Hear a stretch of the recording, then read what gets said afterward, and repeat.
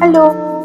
তো আজ আমরা বাড়ি থেকে বেরিয়ে পড়েছি দার্জিলিং প্লাস সিকিমের ট্রিপের উদ্দেশ্যে। তো তাড়াতাড়ি করে রেডি হয়ে নিয়েছি, এখন আমরা স্টেশনে যাওয়ার জন্য বেরিয়ে পড়লাম। তো একটু লেট হয়ে গেছিলো, সেই জন্য আর উবের করলাম না, আমরা একদম আমাদের লোকাল বাঘাযতীন স্টেশন থেকে শিয়ালদা পৌঁছে যাব একেবারে, কারণ আমাদের শিয়ালদা থেকে 10টা 15 দার্জিলিং রয়েছে। তো স্টেশনে এসে পড়েছি, তো আর ট্রেনে উঠে পড়েছি। তো তাই ভাবলাম তোমাদের সাথে একটু শেয়ার করে নিই ট্রেনের ভেতরের কিছু অংশ। আমরা এসি 3 টিয়ারের টিকিট কেটে নিয়েছিলাম। তো চলো তোমার সাথে একটু ভেতরটা শেয়ার করে নিই। আর আমরা কিন্তু বাড়ির থেকে ডিনার করেই নিয়ে এসেছিলাম, ট্রেনে খেয়ে নেবো।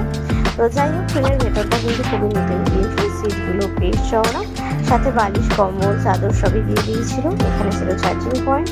তো তারপর ডিনার করে আমরা শুরু করেছিলাম, আর সেভাবে করা হয়নি। তো ট্রেন থেকে নেমেই গাড়িতে উঠে প্রথমেই দেখলাম একটা খুব সুন্দর এখানকার নেপালিদের বিয়ের অনুষ্ঠান হচ্ছিল। তো যাই হোক, আমরা ট্রেন থেকে নেমে গেছি। তো এখান থেকে আমরা মিরিক হয়ে দার্জিলিংয়ের দিকে রওনা দেবো।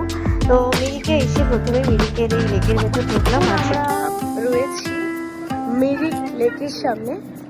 তো এই হচ্ছে পুরো মিরিক লেকটা। এখানে কিন্তু হর্স রাইডিং আমরা একটু আগে করলাম, সেই ভিডিও তোমরা দেখতেই পাচ্ছ।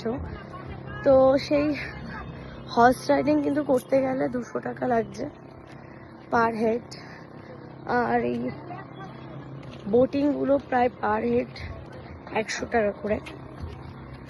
তো এটার ভেতরে ঢুকতে গেলে এন্ট্রি ফিস 20 টাকা। পেছনে আরেকটা সাইড রয়েছে যেটা দিয়ে আসাই যায়, সেটার কোনো এন্ট্রি ফিস লাগে না। আচ্ছা, এবার আমরা এই মিরিক লেকের ভেতরটায় এসেছি, চলো ভেতরটা তোমাদেরকে শেয়ার করি।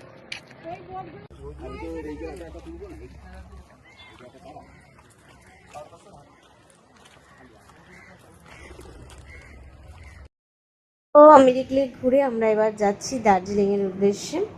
তো যাই হোক, এটা ছিল ভিডিওর একদম ফার্স্ট পার্ট। আস্তে আস্তে পরের পার্টগুলো আমি আপলোড করব, তোমাদের সাথে শেয়ার করব। ভিডিওটা ভালো লাগলে লাইক করে দিও, চ্যানেলটাকে সাবস্ক্রাইব করে দিও। তো চলো, টাটা।